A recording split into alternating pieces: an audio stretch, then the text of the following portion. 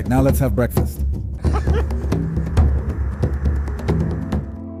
I heard an American politician say that the invasive iguanas in Florida are reproducing faster than Hispanics. And he said that's how they're going to destroy the state. He also said that there are more and more homeless people who are also going to destroy the state.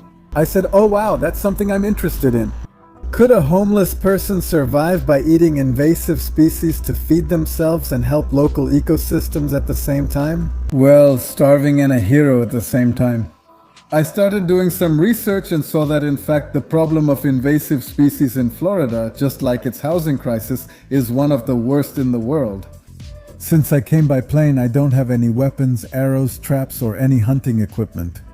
The video tries to show if you can survive in the city of Miami by eating only iguanas and other invasive species. Look, the city of Miami, a public area, there's the big iguana. Look, iguanas are one of the most harmful invasive species in the United States. They not only destroy gardens, they bite people, they leave excessive feces and spread diseases. They cost the local and state economy billions of dollars, to the point that now you get paid to go out and hunt them. There's a job exclusively for this. So here we're not bothering little animals in their natural habitat with cruelty, we're helping to solve this big problem. There it goes, look, do you see it? There, it's walking, look, wow, it looks so good. And we're right in the middle of it. Right in downtown Miami, look there, one street that way is Miami Beach, which is the heart of Miami. This is the first channel on Collins Street. Here's lunch already, look, waiting. Oh, here's another one. Look, right at the port, the Miami Observatory, there's breakfast, look. The exact number of iguanas is impossible to determine, but it's estimated to be in the hundreds of thousands. Why so many? This species of iguana is native to South America, where they have lived for a long time and are of great benefit to the ecosystem. Their numbers are naturally balanced by the many predators that live there, but here in Florida they have no predators, only some hungry guy like me. And I'm lucky because you can see them on every street, corner, canal, ditch, yard, garden, and park in this city. The entire metropolitan area of the city of Miami has thousands of canals, like this one. It's the city of canals. There are hundreds of kilometers of canals like this in all the metropolitan areas. In the water, you'll find fish, tilapia, catfish, and right at the edge of the ditch, you'll find iguanas and ducklings. Some places are public, you can go in. Some places are not. Some species you can catch with your hands, some you can't. For some, you can use a weapon, an air gun. You have to know what kind of hunting weapon you can use and with which animal you can use it. And also the licenses. Since I don't know which ones are allowed and which ones aren't, I called the fishing and hunting expert, who's already there. Look, if anyone knows how to fish and hunt here in Miami, it's this gentleman. Look at him. I'll leave his channel for you to check out. If you're interested in home fishing, here the gentleman is going to take us to see. Where can we find the best iguanas for an early breakfast? I think it would be somewhere really close to the water, in clean places where there's sun. That's where they come out to sunbathe, and that's what they like. Well, I'm already hungry. I want to have some iguana tacos for breakfast right now. Let's go look.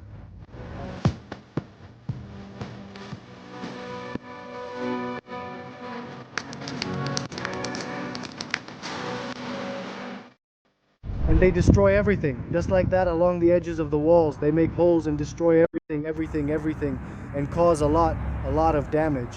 And this can weaken the bridge. That's exactly what they dig out. It doesn't come from the construction itself. They dig all of it themselves. And every year, thousands, if not millions of them, keep reproducing. When they fall on a bridge, the city of Miami depends on bridges. It can't function without them, and it can't risk them being weak or collapsing. That's why iguanas can't be here, not just on the bridges, we check all the foundations. This construction site already has iguanas digging in the foundations, and it's not even inhabited yet. It's still not that easy to catch them. They run fast, they bite, they whip you with their tails, and can they leave you bruised? We saw one here. The issue is it's very close to the rocks and has a hiding spot there. Or it goes into the water, and it's going to be impossible for me to catch it. I won't have time to get there. Look, another one, look, another one. There's another one.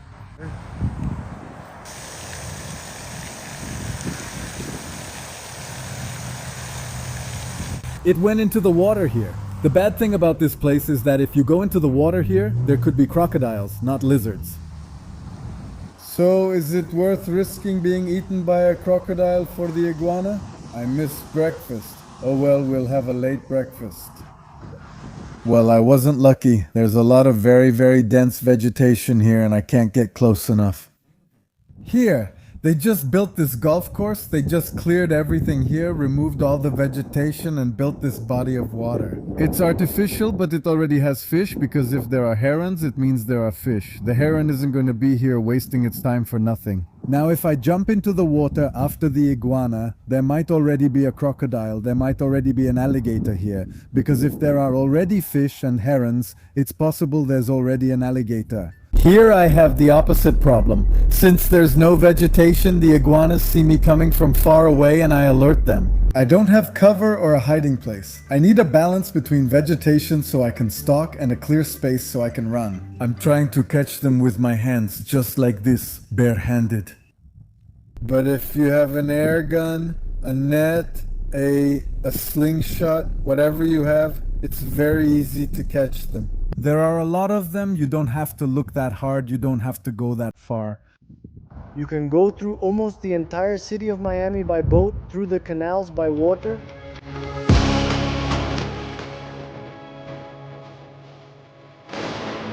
Through the canal?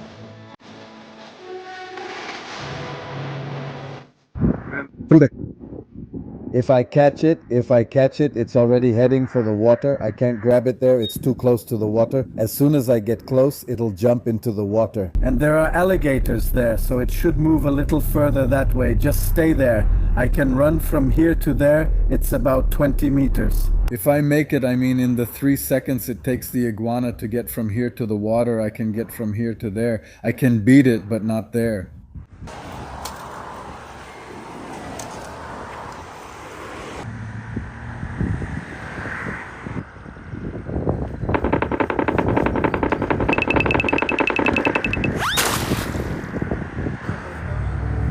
Ayuda aquí.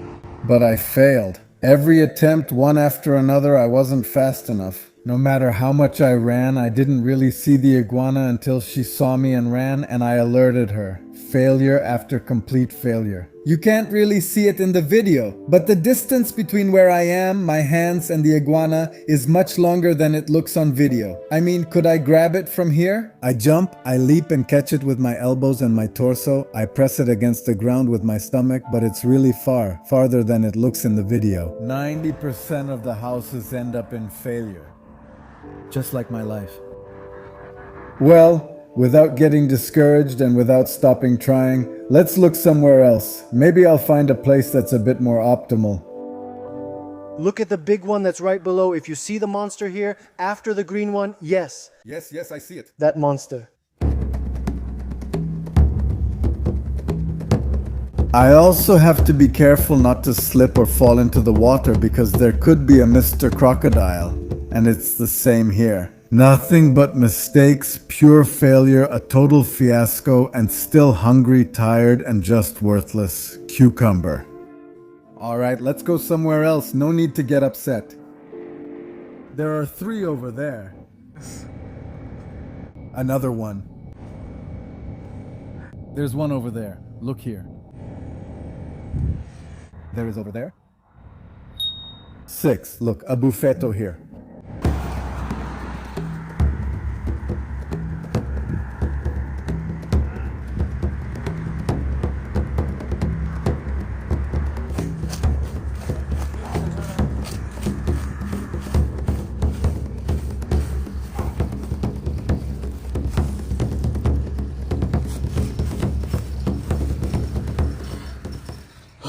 This one really made me run. Look, here it is. Check out the meat. Look, guys. After hearing everything about this iguana thing and seeing it in so many media outlets, I said I wanted to come. Just like that. Like a craving, like a pleasure, an adventure. It was like a goal. It was like one day I'll go. It wasn't like a lifelong dream or my purpose, but it was definitely something I really wanted to do. At first, I got discouraged with all the failures. It's normal. It happens to all of us thanks to the help of Dubi, Casa, and Pesca. He was practically a stranger before making this video and became a friend who decided to take the time to help me. I wanted to give up. Yes, I thought about quitting, but I'm glad I kept trying, and I'm not talking about hunting iguanas anymore. We feel sad for the little animal, of course. It's the death of a living being, of course it's sad, but it's an invasive species. Does the little animal have an impact? Food supply. They kill the local species that are crucial for the ecosystem, and this is our fault. Our fault as human beings. We brought them, we were the ones who decided let's bring pets and let them out, and they do what their instincts tell them to do. As the dominant species on the planet, it is our responsibility to take care of and maintain the balance of our own planet. Not because we are supposedly more intelligent, but because of our responsibility, our own survival. We are in charge of the species, and honestly, we are doing a terrible job. Really, iguanas are herbivorous animals. They don't eat meat, but they get eaten. Every flower from every tree, whether it's a mango tree, an avocado tree, the little plants, the flowers, and let's see if they eat the flowers, they won't become fruits. It's sad. It's our fault as humans for bringing them, but it's necessary. There are places where they even pay you to come and hunt iguanas. Here they pay. They pay you. Wait for the vlog. Do you want us to make the vlog? How much do we earn hunting iguanas as iguana exterminators? Now it's for work, not for food. Right now we're hungry, we want to eat, but for work we're going to make the vlog. If this video gets 4 likes, 4 likes. We're looking for work as iguana exterminators, and those little ducks, look at those. It's not forbidden to hunt them, you just need a license, which I don't have right now. No, one baked, one with potatoes, one in soup. Oof, my mouth is watering. They got saved, but I'll be back. Let them fatten up a bit and I'll come back, this time with my license. In the meantime, let's find a park where we can cook this little iguana. Yeah, outdoors, a free place. Look here on the map at how many public grills there are in the city of Miami. I'm gonna choose these here because they're close to the beach so we can have a view. Well, since we're being fancy, I'm usually broke, but fancy. Something I'm realizing is that most of the time I won't be spending it hunting or fishing, but rather moving from one place to another. Where do I find the iguanas, and where are the public grills, the parks that have a public grill? Because I don't know if you can make a fire like that on the street, and I don't want to risk it, but in a public park, there for sure you can make a fire. Alright, so I'm going, and while I'm walking, I'll be looking for paper to start the fire. I didn't expect the metropolitan area of Miami to be so huge. It's really big. On the map it looks like a short distance, but once you're walking, it's not hours of walking. If you don't have a car, well, at least there's enough noise on the street to distract you. You're holding on. But don't these people have family to go wish a Happy New Year to, or what? I finally arrived at this park. There are grills everywhere, and there are families and people cooking food. So you can't tell me it can't be done. Now to look for firewood, anything I can use as fuel, and I'm already hungry, so let's get to it. My disadvantage is that I don't have a machete or an axe or anything, just what I can grab with my hands. There are many logs here for firewood, but I have no way to cut them.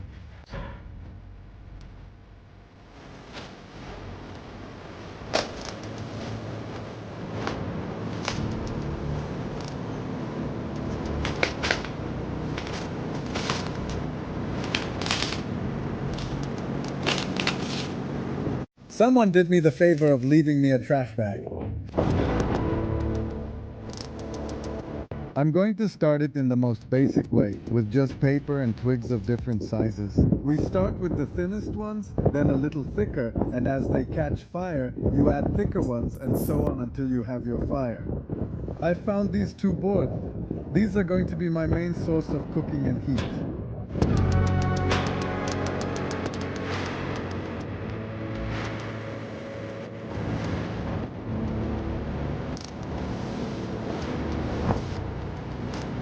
Well, before it gets any later. Look, here I have the rack of ribs. All this part here has enough meat, and when it's cooked well, these little rib bones are really delicious to eat. Where most of the meat is in the tail. Look at all the meat here and the back legs. They're like chicken wings, but huge. We're going to add this little lime I brought from the restaurant. I'll put a little on them now, and once they're almost ready, I'll add more. Iguana meat needs to be cooked for about an hour, 1 hour. So here I'm going to keep the heat low like this, and I have enough wood here to last me an hour here on low heat. Look, here I wait for it to be ready and it's already starting to get there. Good flavor. Oh, you can smell it. Well, after an hour of cooking, they end up like this. Yeah, it smells really good. Well, now it's time to add the seasonings. I don't have anywhere to wash my hands here. For those who are going to say, yeah, you can just take this off. Well, let's try it and see how it is. It's really good. It's like chicken. Grabbing with so much chicken.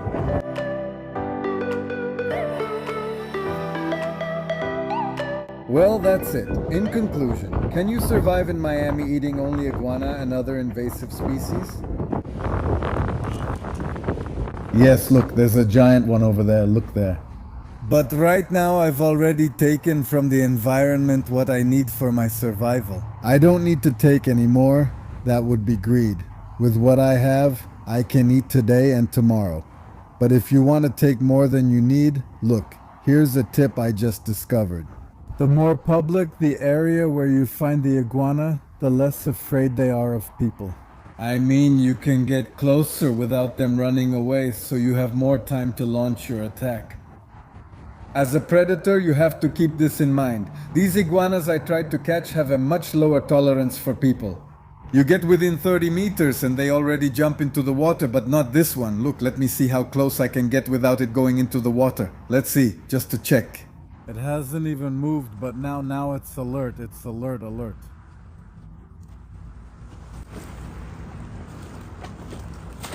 Oh, there's another one over there. If you start catching more than just what you can eat, but more, you could catch 30, 40 a day, even up to 50. So, the final question is, can you survive in the city of Miami by eating only invasive species that you hunt on the street? Yes, you can, yes.